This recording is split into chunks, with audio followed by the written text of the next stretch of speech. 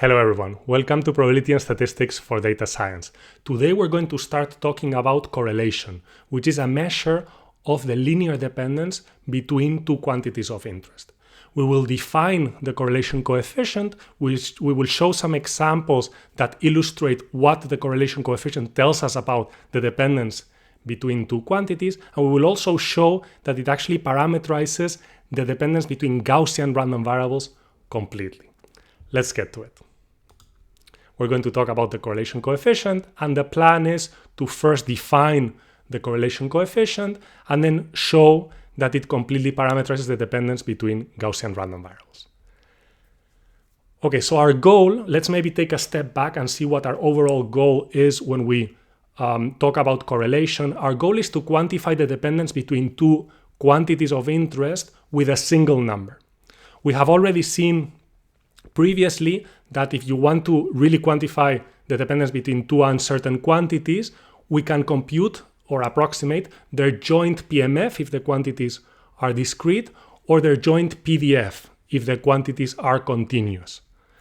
However, those are relatively complicated objects. Here we want to obtain a single number that quantifies the dependence between two quantities. The analogy would be with the mean. The mean gives us a single number to describe a quantity as opposed to the PMF or the PDF of the quantity. Okay, so I hope that's clear. We want a single number that quantifies dependence. It's not obvious how to come up with a single number, but let's take a look at some examples to see if they inspire us. Okay, so here I'm going to show you three plots of two quantities A and B.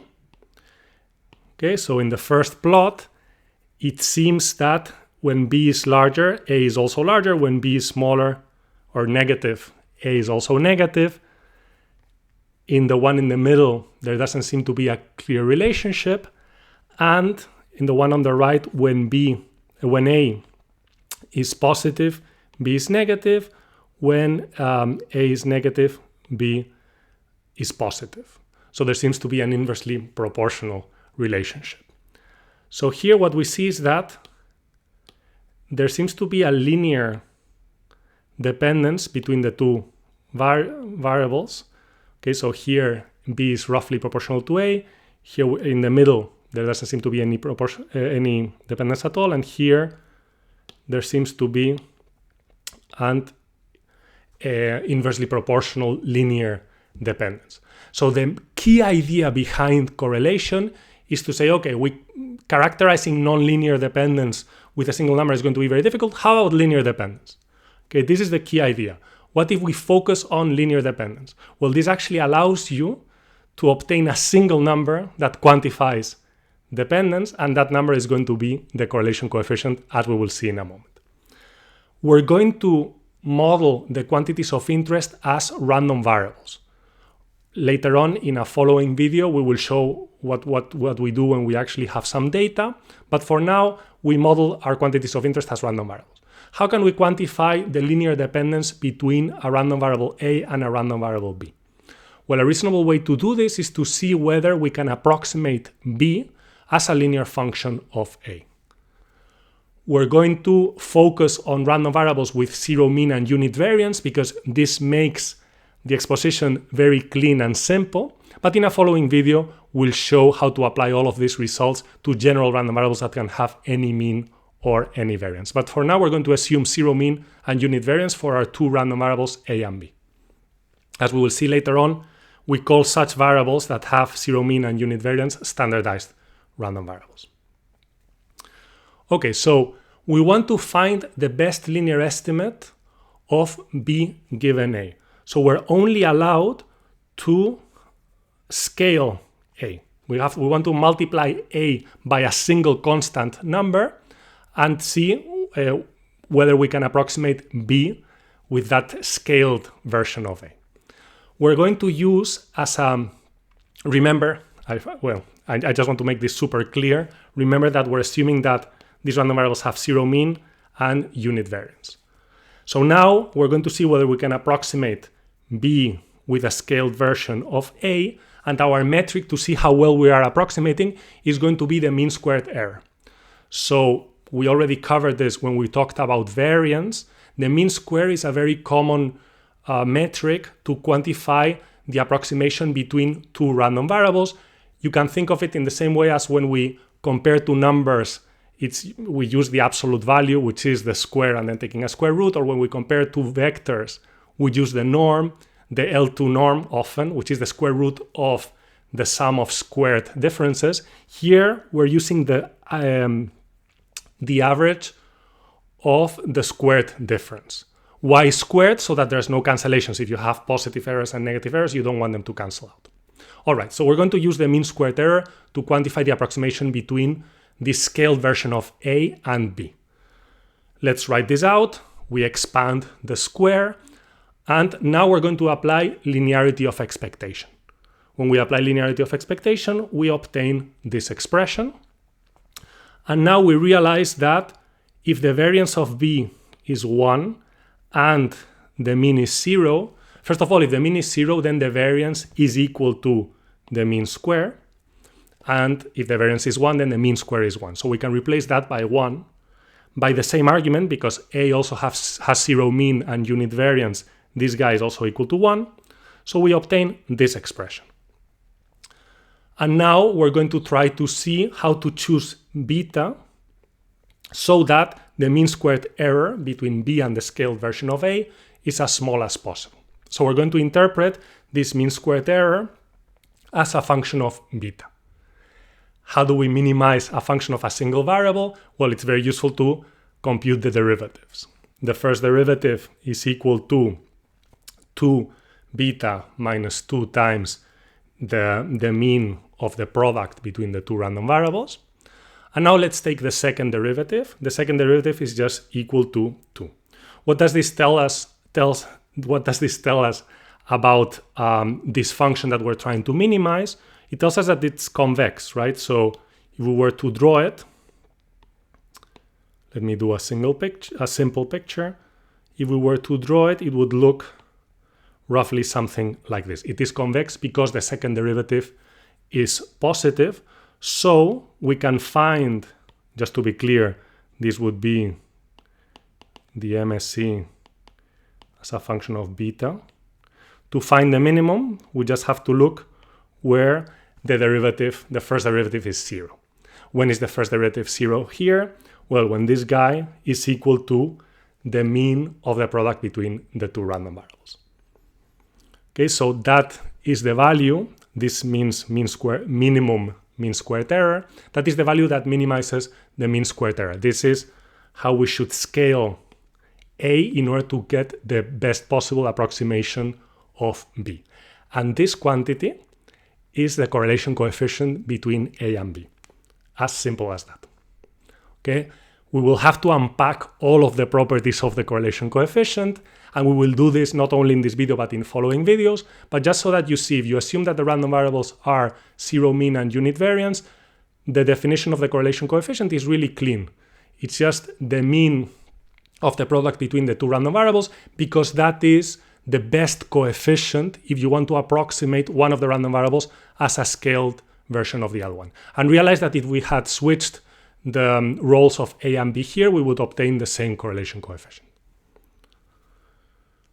Okay, just to be clear, we're trying to approximate B as a scaled version of A, where the best scaling is this value that we have just determined is equal to the mean of the product between A and B.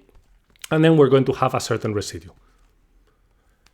It turns out that if we define the correlation coefficient in this way, it's going to be bounded between -1 and 1. We're not going to prove that that is the case right now, but we will in one of the following videos. But just so you know, okay? So you have that in mind. So what happens if it turns out the correlation coefficient is equal to 0? In that case, we say that A and B are uncorrelated. Okay, so here's an example of samples from two uncorrelated random variables. What we're saying is that if we want to approximate B using a scaled version of A, the best thing to do is just multiply A by 0. So this is the best estimate of B given A. As you can see, this means that there is no linear dependency between A and B. In this case, the residual is just going to be equal to the data because we're not able to approximate B at all. If the correlation coefficient is 0.75, we say that the two random variables are positively correlated. In that case, this is the data. When we look at the linear approximation, we see that the linear approximation is saying basically that B is proportional to A, and the constant of proportionality is 0.75. In this case, the residual would look like that, so we are approximating B to some extent. What happens if the correlation coefficient is higher? Then we still say that the random variables are positively correlated. And what we observe here is that the slope has gone up, and it turns out that the residual is smaller. We're approximating B better. It's not immediately obvious why this would be the case. This happens because we're only considering random variables that have unit variance and zero mean. We will explore this phenomenon much more in one of the following videos. Why, as the correlation coefficient approaches 1, that means that the linear approximation gets better and better. But for now, just so that you start getting some intuition about this is what happens. The correlation coefficient can also be negative. What does that mean? Well, it means that when we look at the data and we try to approximate B using A, then we need to use a negative slope here. Because, as I said before when we were just looking at this data for the first time, when B is positive, A is negative. When A is positive, B is negative. And when A is negative, B is positive. So we need a negative constant of proportionality. This is the residual that we obtain if we subtract the linear estimate from the data. Again, we observe the same phenomenon as before when if the correlation coefficient is closer to -1, then they're still negatively correlated. And what happens is that the approximation is actually better when we approach -1. But again, we will explain this phenomenon a little bit later in one of the following videos. Great, so now we have defined the correlation coefficient between two random variables with zero mean and unit variance, and now we're going to look at what happens when those variables happen to be jointly Gaussian, which means that when you put A and B together, they form a Gaussian random vector. I don't know if you can hear, but there's like sirens going crazy out of the window. I think we can live with that, right? It's not too loud, and it seems as if they're getting a little bit less loud. Okay, so remember, in general, what is a Gaussian random vector? A Gaussian random vector is a random vector that has a joint PDF that is parameterized by a mean and by a covariance matrix parameter. This looks super scary, but remember that essentially the mean parameter tells you where the Gaussian distribution is centered. That's all it does. And then the covariance matrix parameter tells you the shape of the contour lines of this distribution, which is always going to be ellipsoidal, but it tells you how spread out the ellipsoid is. Okay, you can take a look at the videos on Gaussian random vectors, but just in case you were a little bit scared looking at this expression, it's not so bad. We're going to actually focus on a situation where we have just these two Gaussian random variables that form a Gaussian random vector. They have zero mean, so we're centered at the origin. We don't have to worry about that.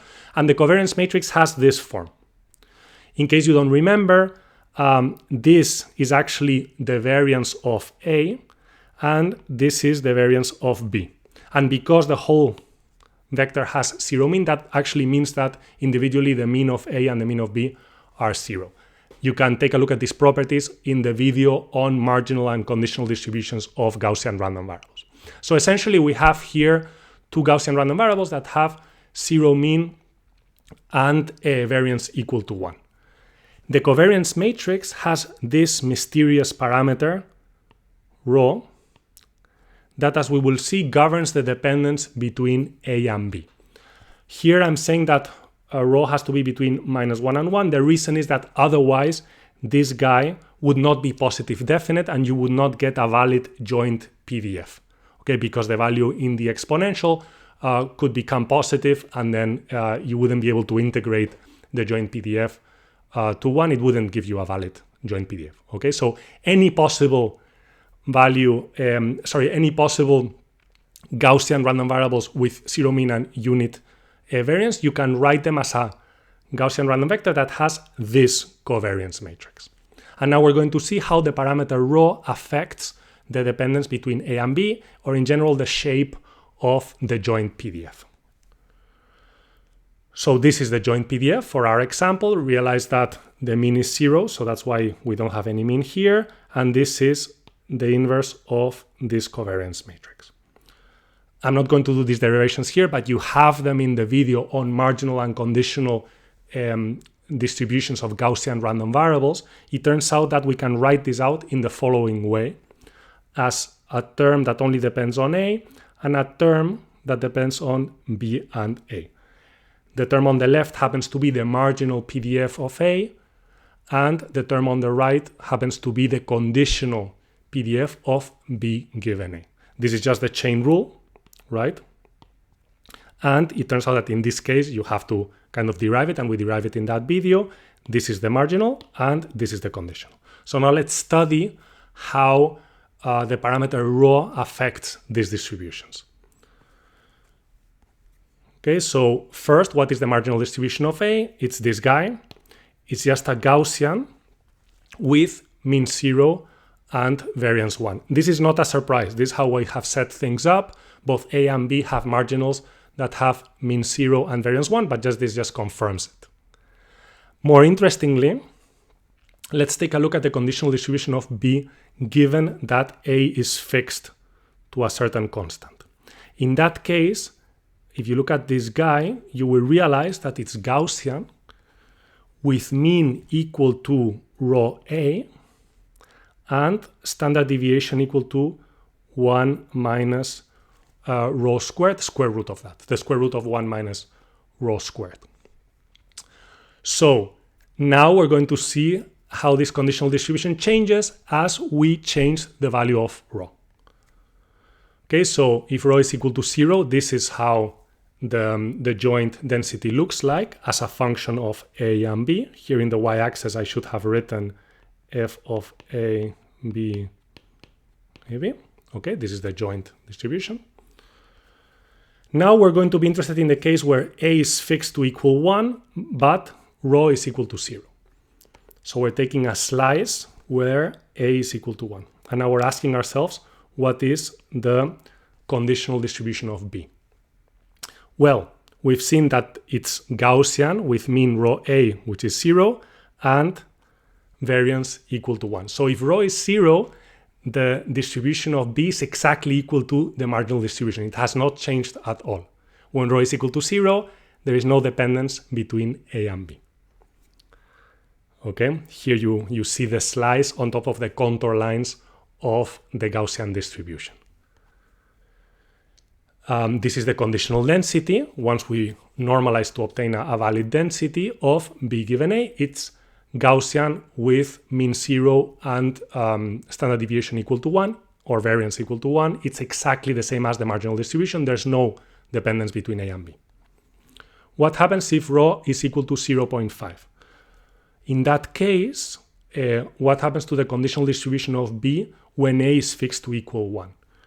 Well, as we have derived before, the mean is going to be equal to rho times A, which is 0.5 times A, and the standard deviation in this case is 0.87. So we have a decreased standard deviation, and B is on average closer to A. Okay, this is the slice of the distribution that we're interested in, of the joint PDF. See that the shape is already starting to look a little bit different. There seems to be some linear dependence between A and B. And indeed, when we compute the conditional distribution, we see that, it's going towards the value of A, and the variance is becoming smaller than in the marginal case. What happens if we push up rho to 0.9? This is the shape of the joint PDF. Now we're going to take another slice where A is equal to 1. We see that the mean has really moved towards A. Now it's 0.9. right? Because we're fixing A to equal 1. And the standard deviation has become smaller, 0.44. This is how the counterlines look like. Clearly, there starts to be, there's a more clear linear relationship between A and B. And when we look at the conditional, the mean is actually pretty close to A, and the variance has become smaller.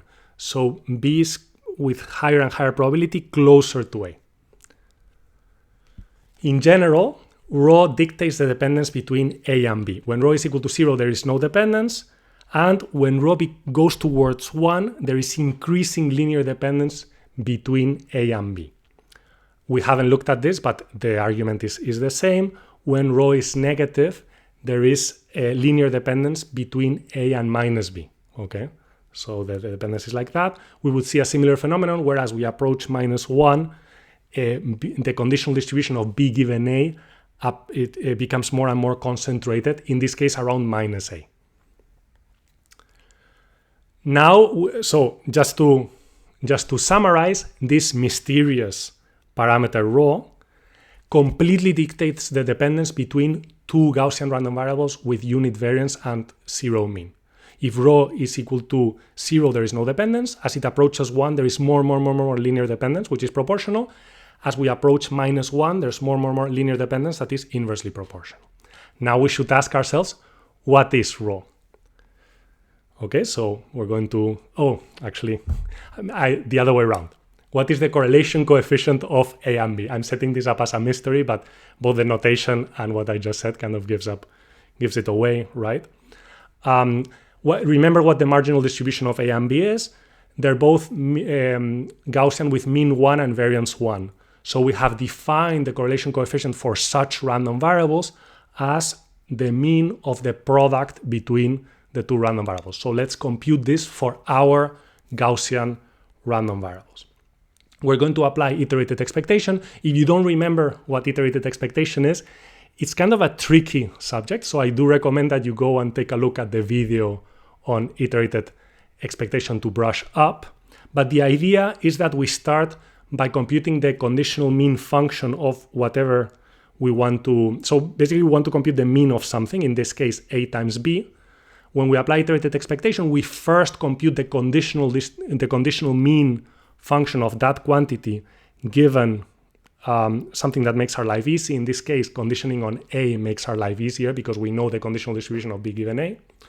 And then we take the mean of the conditional mean function, plugging in the variable that it depends on. Again, this 5-second explanation might not be enough. You can go take a look at the video if you don't remember.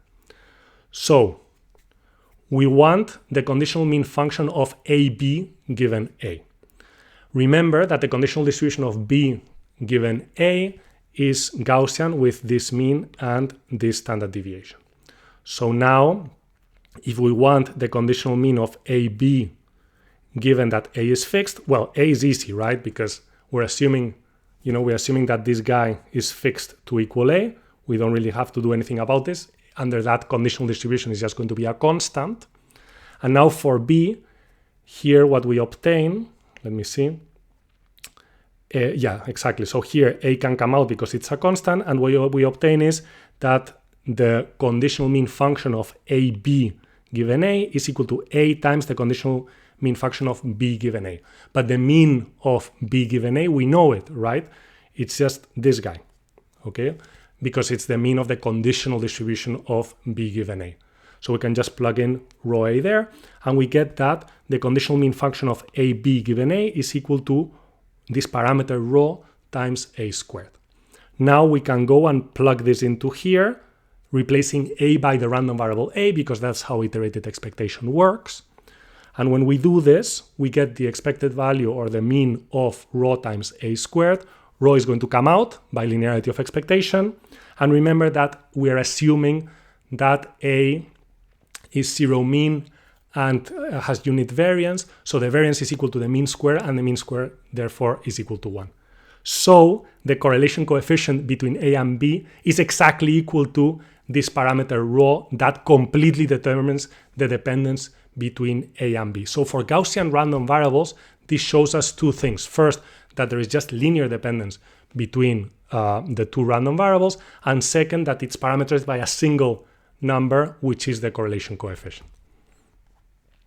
So what have we learned? We have defined the correlation coefficient between random variables with zero mean and unit variance, and we see that it quantifies the linear dependence between the random variables. And we have shown that in the case of Gaussians, it completely parameterizes the dependence between two Gaussians. It's important to also highlight what we have not learned, because correlation is a bit of a complex subject. That's why we're going to have several videos on it. We have not learned how to compute the correlation coefficient between random variables that are not non-zero mean, not zero mean, or do not have unit variance. We have not established why this correlation coefficient is between -1 and 1, and also why, as it approaches 1 and -1, the approximation becomes better and better. And we have also not learned how to compute the correlation coefficient from data, but the reason is that I didn't want to record a video that would be like 2 hours long. Okay, so we will learn about all of this in the following videos. Thank you for your attention, and see you in the next video.